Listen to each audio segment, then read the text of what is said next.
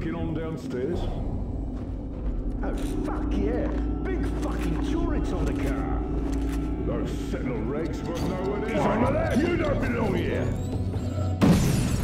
Send in the others! Do you remember that part in Doom where you had to trudge through a bunch of drab corridors to find an audio log that you listened to, and listened to, and listened to before the guy who was recording it stopped droning on about his crappy job and finally gave you the door code you needed to continue actually playing the game? Of course not. That was Doom 3, and Doom 3 fucking sucked. Disregard the fact that when you did get to shoot things, the shooting was cheap. The game had abandoned the age-old id tradition of exposition through simple text blocks between missions, and was instead bursting at the seams with filler content. And id Software seemed to have done absolutely nothing to stop this problem of theirs. Rage, their newest release, is so cluttered with bullshit that works to advertise it as an expansive open-world action game with shooting, racing, vehicle combat, and exploration. It's ostensibly an embarrassing shell of these buzzwords, and what's really depressing about it is that, this time around, I can't help but praise the hell out of it because there's actually an amazing shooter beneath all of its trash. Rage as a shooter follows the same general formula that every single-player shooter from id has. The levels are linear, and you stroll through them with an assortment of large metal things that go doosh, bang, akakak, boom, pow, and zap. Also, there's a fairly sizable force of bad guys that you have to gun down. Normally not so many games get this idea wrong, but when I was playing Rage, I began to realize how few had got it just right. There's an overall nice variety of enemies to fight, ranging across the entire video game bad guy spectrum. There are angry mutants, thugs with guns, tribes of warriors who practice acrobatic melee combat, squadrons of heavily armored soldiers, and even this one group of furries. Each enemy type gets its own set of missions spread out across the campaign to ensure that you never get into the same situation too often. Some of the combat, especially near the beginning of the campaign, is pretty trivial. A few initial levels will pit maybe 2 or 3 guys firing at you from behind cover and 1 extra rushing at you with a club. Most of the mutant encounters are also far too sterile, with often just one enemy type that's pretty susceptible to one shotgun blast, and the little guys don't get so interesting at least until they start running around in swarms with sticks of dynamite. Likewise, there are even a few really bad levels, such as one focusing on target practice with bandits on the opposite side of a canyon, those aforementioned furries, or a sewer level with just one mutant popping up in every other room, but these are fortunately few and far between. However fun plenty of the less interesting missions can still be though, absolutely nothing holds a candle to Rage's gunfights. I've been trying to keep away from hyperbole recently, so pay attention to this little thing I'm about to say. The firefights in Rage are the absolute best that the entire genre of first-person shooters has to offer. Everything that can possibly be mastered, the AI, the enemies in their animations, the maze-like environments, the guns and gadgets, the sound design, every single thing is mastered and then fitted together so seamlessly. The enemies are viciously capable and very intent on blowing a few holes in you, but what sets them apart from other AI is their group cohesion. They're normally to be found in groups of 5 to 10 guys when they're at their most daring. A few will stick to cover while the rest advance steadily and, if their environment permits, attempt a flanking maneuver or two. But as time goes by and you demolish a few of them, they begin to feel endangered and cover one another or attempt a retreat. Some enemies use special abilities like energy riot shields and will try to get to recharge stations so they can rearm themselves if their equipment fails, but they somehow survive. Their mentality reinforces the idea that you're fighting not just enemies, but real thinking human beings who value their survival. The enemy designs are just perfect too. The 3 or 4 tribes that focus on gun combat are all heavily armored but visually distinct. They perform mostly the same tactics, but each tribe has its own special style of movement. They move from cover to cover, vault over obstructions, respond to gunfire, retreat, and die, and every single thing they do is animated flawlessly, with patient attention to detail that works to make them some of the most stimulating and satisfying things to shoot ever in a game. Just about every environment is designed to facilitate awesome combat, cluttered with crates and counters that serve more as obstacles to maneuver around rather than walls to use for cover. And even better, your enemies know how to put them to good use, flanking at just about every opportunity rather than running down simple open paths. Even the smartest first-person shooter isn't acceptable though without proper foe dispatching tools, and this is where Rage goes perfect. Every weapon, with the exception of the BFG, is something significant and satisfying in combat. The selection of guns is well-rounded, with almost all of them accepting 2 or 3 very different ammo types. Thanks to this nice variety, you always have options. Even if the default most prominent ammo type for a gun doesn't impress you, you're probably going to end up using all the guns at one point or another.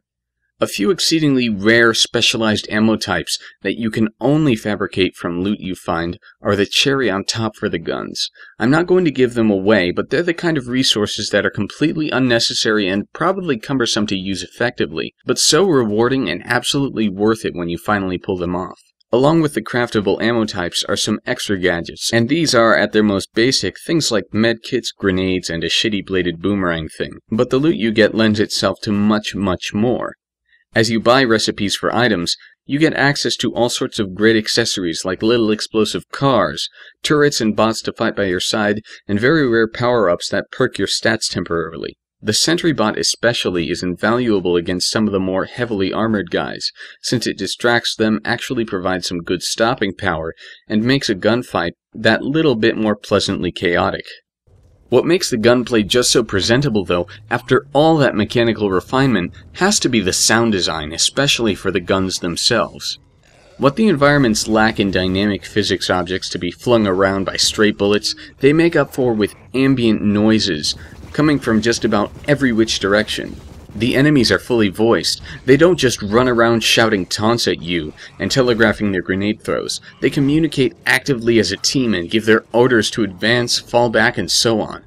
The guns themselves have nice visual design and a pleasing amount of kick, but their sound effects are definitely what make them so goddamn fun to fire. The shotguns and assault rifles are especially wonderful in regards to sound, and I gladly call them some of the best shotguns and rifles in a first-person shooter.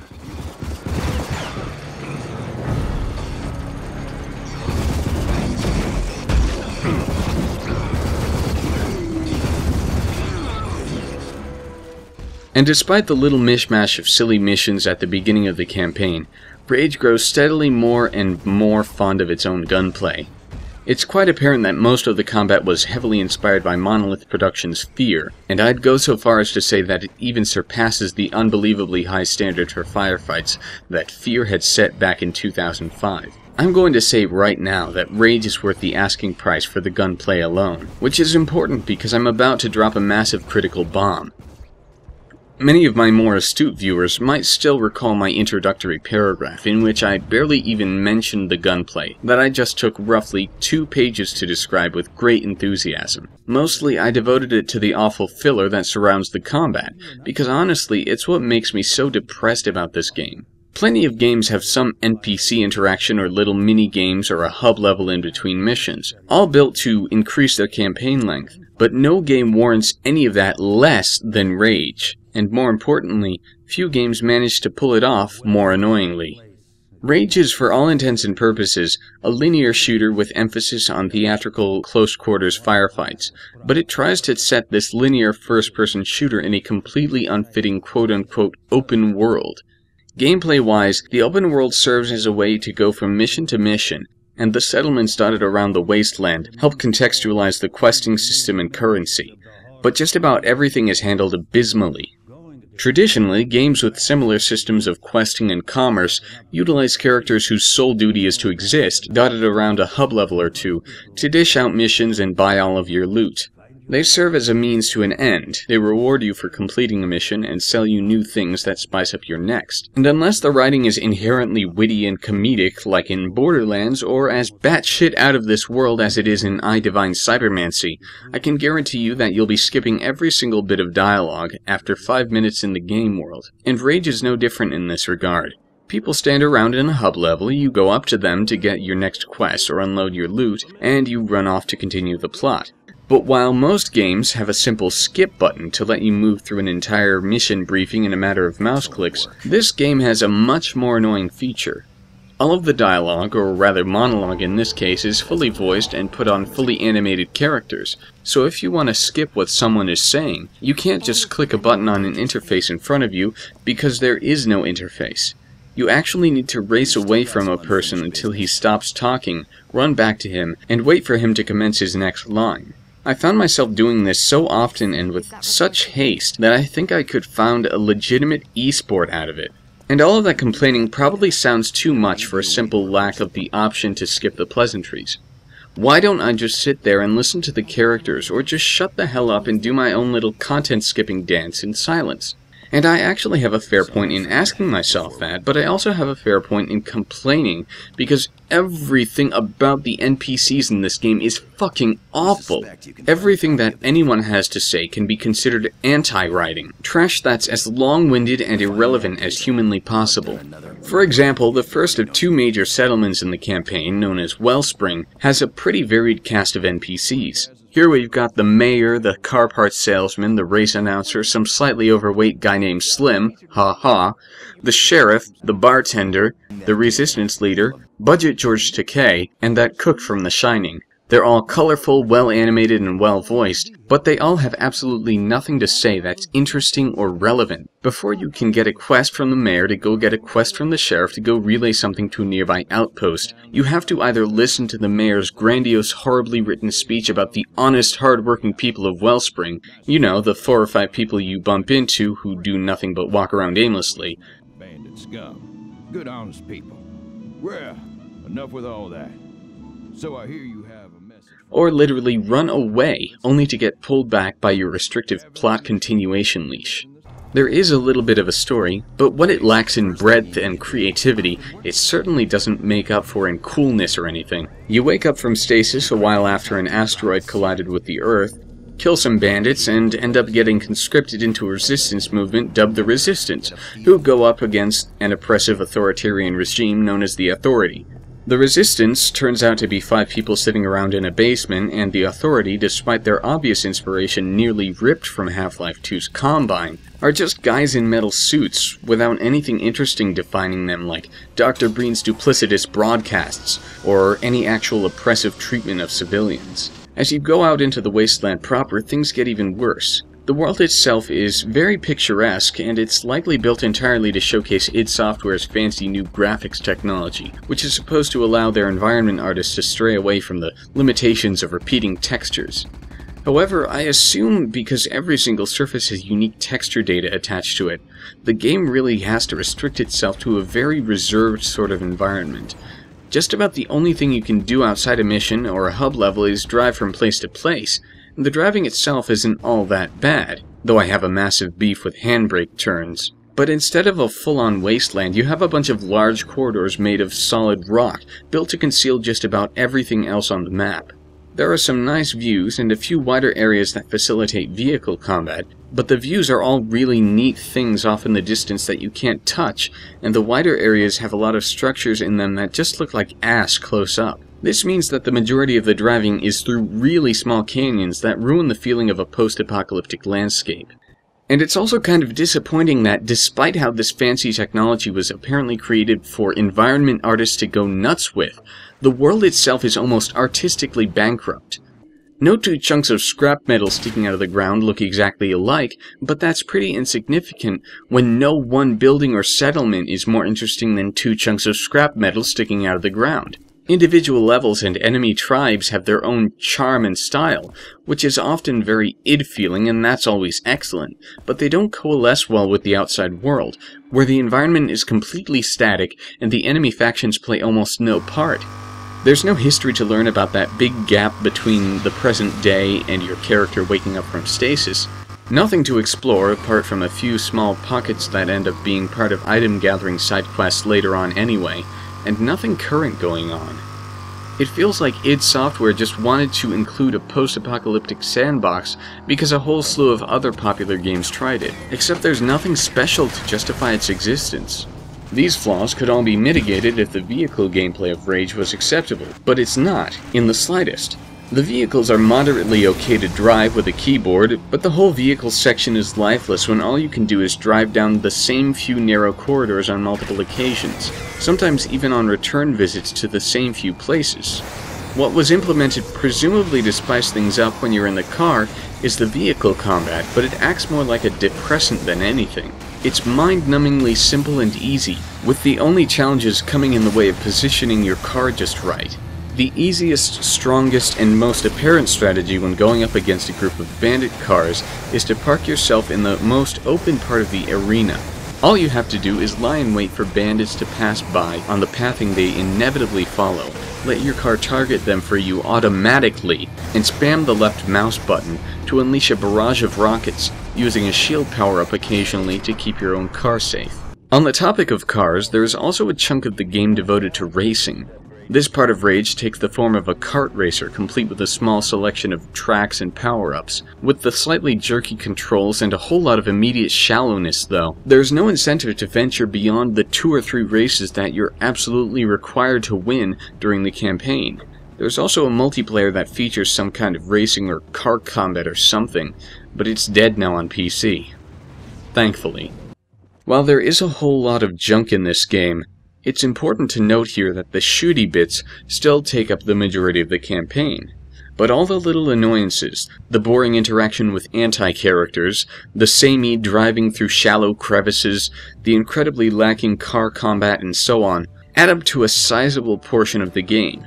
Rage's gunplay has a proper amount of content and focus to be its own one-note game, and as such, all the interstitial rigmarole exists only to spite it. But as the campaign progresses more and the gunfights become more and more impressive, I'd be lying if I said that the rigmarole never began to die down and remain the nuisance that it had been initially. I would feel bad giving Rage a lowered verdict because I'm not about to say that it isn't one of the greatest first-person shooters ever made. It's just bogged down a little by that whole filler bullshit thing comprised of everything that id is not good at. But thanks to the co-op, I really don't have to. Rage has the propensity to reuse its levels with different challenges and enemies in side quests, which I think is just a genius way to recycle content. And it does the same thing with the co-op mode. You and a friend don't replay the whole campaign together Borderlands style, but rather complete individual levels repurposed for some damn good cooperative fun. In these levels, which you can still play solo if you're daring enough or you have no friends, the challenge is amped up with more and more enemies who take more damage than their single-player counterparts. While this method of increasing the difficulty may be a little cheap, it does give the enemies more opportunity to pull off their coolest maneuvers, and it's not overdone so much that they become bullet sponges. It's not so easy to improve upon a gunplay model that's near perfect, so not much about the gameplay itself is different, though there's a nice omission of the inventory management system from the single player. It's merely really great fun to shoot people in the fucking face, and doubly so when you've got a hot lesbian assassin by your side. What you get with Rage is a magical, brilliant shooter neck-deep in pure awesome that sabotages itself with every element that doesn't involve shooting. I often found myself smiling with glee one moment because I had successfully clotheslined some guy with my shotgun, and then about to fall asleep the next while Steve Blum droned on at me about my next mission. But yeah, Rage is worth playing, despite the trash that it shoves in your face between missions, especially with the co-op fun that trims all the fat. It's a self-sabotaging bastard, but it's still got enough good deep down inside it, and it's the kind of bastard that I just can't help but love.